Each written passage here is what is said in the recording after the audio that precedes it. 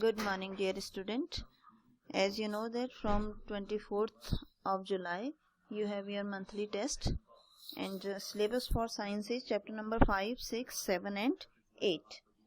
I have already discussed the revision of chapter number 5 in online classes. Most of you are not present. Only 18 student was there. So I am revising the next lesson, that is chapter number 6, combustion and flame. Clear? So combustion and flame, सबसे पहले इसको हम different kind के fuel जो हैं हम use करते हैं जो अपने घर में. We use different kind of fuels for running automobiles. और लास्ट चैप्टर में हमने पढ़ा भी है कि हम कोल के बारे में पढ़ चुके हैं. We have learn about charcoal, petrol, diesel and CNG. You are familiar with the burning of candle, and what is the difference between the burning of candle and burning of coal? दोनों में क्या difference है? Candle burn हो रही है, कोल burn नहीं हो रहा है. ठीक. या फिर आप ये देख सकते हैं कि कैंडल जो है वो बर्न होती है, उसमें एक फ्लेम जनरेट होता है, और कोल को बर्न करते हैं उसमें फ्लेम जनरेट नहीं होता है. फ्लेम मतलब लॉ इस तरीके से, जैसे ये आपको दिखाई दे रही है ना, कैंडल की फ्लेम होती है. इसको आपने मैग्नीशियम एक सब्सटेंस है, इसको आप बर्न करते हैं तो इसमें भी फ्लेम से दिखाई देती है. तो पहला टॉपिक हमारा है व्हाट इज कंबशन. कंबशन क्या है? कंबशन एक ऐसी केमिकल प्रोसेस है जिसमें कोई भी सब्सटेंस ऑक्सीजन के साथ रिएक्ट करता है और साथ में हीट रिलीज करता है. जब आप किसी चीज को जलाते हो तो वो भी एक्चुअली किस में जल रहा है? ऑक्सीजन के साथ रिएक्ट कर रहा है. ठीक है. तो ऑक्सीजन के साथ रिएक्ट कर रहा है, आपको पता नहीं लग रहा है कि वो ऑक्सीजन के साथ रिएक्ट कर रहा है, और उसमें अगर वो हीट रिलीज करता है तो उसको हम कहते हैं कंबशन. ठीक है. और जो सब्सटेंस बर्न होता है that substance is known as fuel. जो कंबस्टिबल है, कंबस्टिबल का मतलब जो बर्न हो सकता है, जो हीट जनरेट कर सकता है, उसको हम कंबस्टिबल सब्सटेंस कहते हैं. ठीक. फ्यूल कैसा भी हो सकता है, सॉलिड भी हो सकता है, लिक्विड भी हो सकता है और गैस भी हो सकता है. फिर यहाँ पर देखो, we were told that food is fuel for our body. हमें कहा जाता है कि जो खाना है, फूड है, वो हमारी बॉडी के लिए फ्यूल की तरह काम करता है. क्यों काम करता है? बिकॉज जब वो हमारी बॉडी के अंदर जाता है तो हमारी बॉडी में जो ऑक्सीजन है उसके साथ रिएक्ट करके वो एनर्जी क्रिएट करता है, और इसी वजह से उसको हम क्या कहते हैं? उसको हम कहते हैं फ्यूल फॉर आवर बॉडी. फिर इसके बाद आपने ये एक्टिविटी की थी 6.1, जिसमें आपने combustible and non combustible substance बताया था कि कौन सा है और कौन सा नहीं है. यहाँ पे MCQ टाइप क्वेश्चन में आपको डायरेक्ट दे दिया जाएगा. जैसे ऐसे क्वेश्चंस आते हैं कि केरोसिन ऑयल इज कंबस्टिबल या non combustible, none of above, all the above, ऐसे करके क्वेश्चन आ सकते हैं. तो इसको आप अच्छी तरीके से कर लेंगे. ठीक है. फिर उसके बाद अब हम पढ़ रहे हैं इसके आगे कंडीशंस. ठीक. कि कंबशन होने के लिए क्या क्या कंडीशंस होनी चाहिए. सबसे पहली कंडीशन, चलिए यहाँ आते हैं, कहाँ गया? यस. सबसे पहली चीज कि हम देखते हैं कि मैचस्टिक जो है, माचिस जो आप लोग यूज कर रहे हैं, क्या वो अपने आप जल जाती है? नहीं जलती है.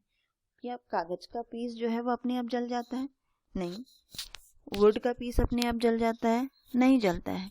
तो कोई भी कंबस्टिबल सब्सटेंस जो है वो अपने आप नहीं जलता है. उसके लिए क्या होता है? हमें यूज करना पड़ता है कुछ ना कुछ. जैसे हम अगर मैचस्टिक को बर्न करना है तो उसको पहले हमें रगड़ना पड़ेगा किसी सॉलिड सरफेस के साथ.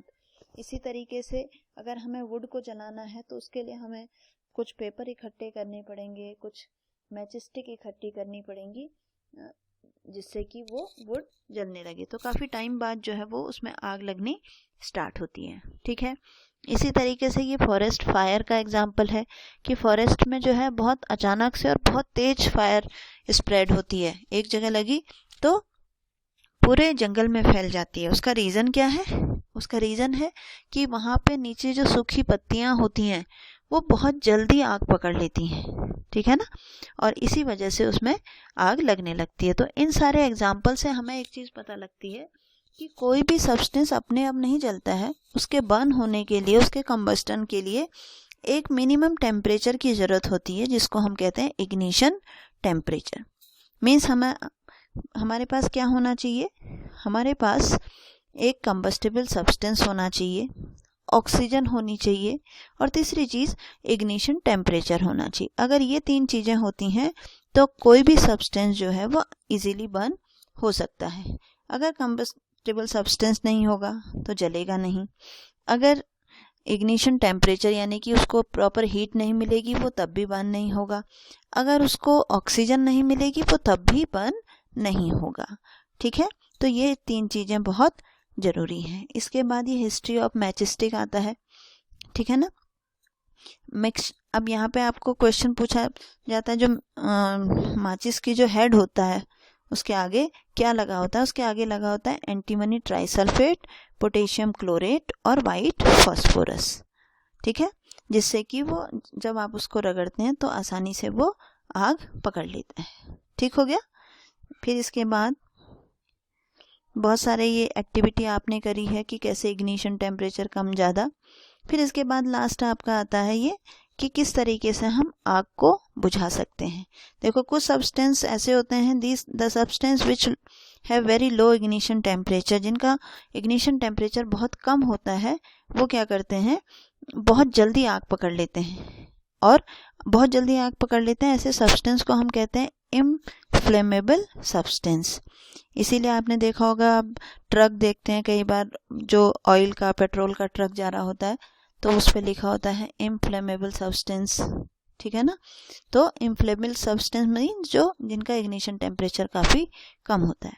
How do we control fire, हम फायर को कैसे कंट्रोल कर सकते हैं। फायर को कंट्रोल करने का 3 ही तरीके हमारे पास हैं। जो 3 कंडीशन है बर्निंग की, अगर उन तीनों में से कोई भी एक कंडीशन हमने हटा दी तो हम फायर को कंट्रोल कर सकते हैं। फायर के लिए क्या ज़रूरी है, पहली चीज़ ज़रूरी है क्या, कंबस्टिबल सब्सटेंस। जहाँ आग लग रही है, जिस पे आग लग रही है वो सब्सटेंस हटा दो अगर पॉसिबल है तो। दूसरा, सप्लाई ऑफ ऑक्सीजन, तो ऑक्सीजन की सप्लाई हटा दो। ऑक्सीजन की सप्लाई हम कैसे हटा देते हैं, बाय वाटर, पानी डाल के ऑक्सीजन की सप्लाई ख़त्म कर सकते हैं। कंबल डाल देते हैं जिससे कि ऑक्सीजन की सप्लाई बंद हो जाती है। या तीसरा हम यूज़ करते हैं फायर एक्सटिंजर। ये इस तरीके का आपने देखा होगा, हमारे स्कूल में बहुत जगह है फायर एक्सटिंजर। ठीक है, तो ये फायर एक्सटिंजर में क्या होती है, CO2 होती है, कार्बन डाइऑक्साइड। जैसे ही कहीं पे आग लगती है, इससे हम CO2 गैस जो है वो स्प्रे करते हैं, तो CO2 स्प्रे करने पर क्या होता है, ऑक्सीजन की सप्लाई कम हो जाती है और आग उस पे नहीं लगती है। ठीक, तीसरा होता है इग्निशन टेम्परेचर। इग्निशन टेम्परेचर को कैसे करते हैं, पानी डालेंगे तो इग्निशन टेम्परेचर उसका कम हो जाएगा। ठीक है ना, इग्निशन टेम्परेचर कम हो जाएगा तो आग लगनी अपने आप बंद हो जाएगी। फिर इसके बाद आता है types of combustion. Rapid combustion, rapid combustion means जो जहाँ पे गैस जो है बहुत रैपिडली बर्न करती है। ठीक, और दूसरा होता है स्पॉन्टेनियस कंबशन। स्पॉन्टेनियस का मतलब होता है कि जहाँ पे बर्स्टिंग होती है, क्रैकर आप कह सकते हैं। ठीक है, क्रैकर वो स्पॉन्टेनियस कंबशन का ही एग्जाम्पल है। और फिर इसके बाद लास्ट आपका आता है फ्लेम। फ्लेम का मतलब कि ये जैसे कैंडल की आपको फ्लेम दिखाई दे रही है, लैंप की फ्लेम दिखाई दे रही है, इसी तरीके से ये केरोसिन लैंप की फ्लेम है, गैस की फ्लेम है। अब इस फ्लेम के बारे में हम पढ़ेंगे। ठीक, फ्लेम, अब ये एक यहाँ पे टेबल 6.2 है जो आपको पूछा जा रहा है कि ये फ्लेम जनरेट करता है या फिर नहीं करता है। ठीक, तो यहाँ पे पहले हम पढ़ते हैं कैंडल की फ्लेम। बहुत सारी इसमें एक्टिविटीज़ हैं, इस एक्टिविटीज़ को सिर्फ रिवाइज करने, ये सबसे इम्पॉर्टेंट इसमें पार्ट है। कैंडल फ्लेम, कैंडल के 3 पार्ट होते हैं, एक आउटर मोस्ट पार्ट, एक इनर मोस्ट पार्ट और एक middle part. Outer most part blue colour का होता है, हॉटेस्ट पार्ट है। इनर मोस्ट पार्ट हमेशा ब्लैक कलर का होता है जो लीस्ट हॉट है। मिडिल पार्ट येलो होता है जो कि मॉडरेट हॉट होता है। ठीक है, सबसे इम्पॉर्टेंट यहीं पर है। इसके बाद आपका आता है फ्यूल एफिशिएंसी। फ्यूल एफिशिएंसी को हम कहते हैं कैलोरीफिक वैल्यू, मीन्स उसको बर्न करने पे कितनी हीट प्रोड्यूस हो रही है। 1 kg of fuel complete, it is the amount of heat produce on complete combustion of 1 kg of fuel is called its calorific value. Means ये देखो इसकी यूनिट लिखिए किलो जूल पर केजी, यानी कि 1 kg किसी भी फ्यूल को बर्न करने पे जितनी एनर्जी रिलीज होती है वो उसकी कैलोरीफिक वैल्यू है। अब यहाँ पे आपको इसके आगे बहुत सारी कैलोरीफिक वैल्यू गिवन है। काउ डंग को अगर हमने बर्न किया कितनी हीट मिल रही है, इसी तरीके से हर एक की आप देखो कैलोरीफिक वैल्यू, जिसमें से आप देखोगे कि CNG, LPG, biogas, hydrogen gas, इनकी कैलोरीफिक वैल्यू सबसे ज़्यादा होती है और सबसे ज़्यादा होने की वजह से ये मोस्टली यूज़ किए जाते हैं किसी भी ऑटोमोबाइल्स में, या इसीलिए हाइड्रोजन को किस में यूज़ करते हैं हम, हाइड्रोजन को यूज़ किया जाता है स्पेसशिप वगैरह में, क्योंकि उसकी कैलोरीफिक वैल्यू बहुत ज़्यादा होती है। ठीक, दूसरा harmful product. Harmful product means कि अगर हम किसी भी फ्यूल को बर्न करते हैं तो उसका क्या क्या नुकसान हो सकता है।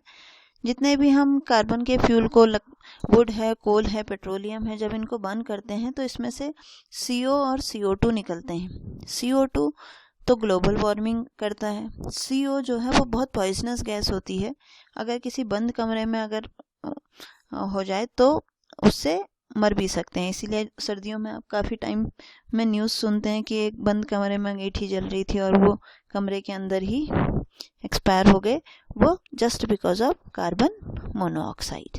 ठीक, फिर एक ये लास्ट टर्म आता है यहाँ पे एसिड रेन।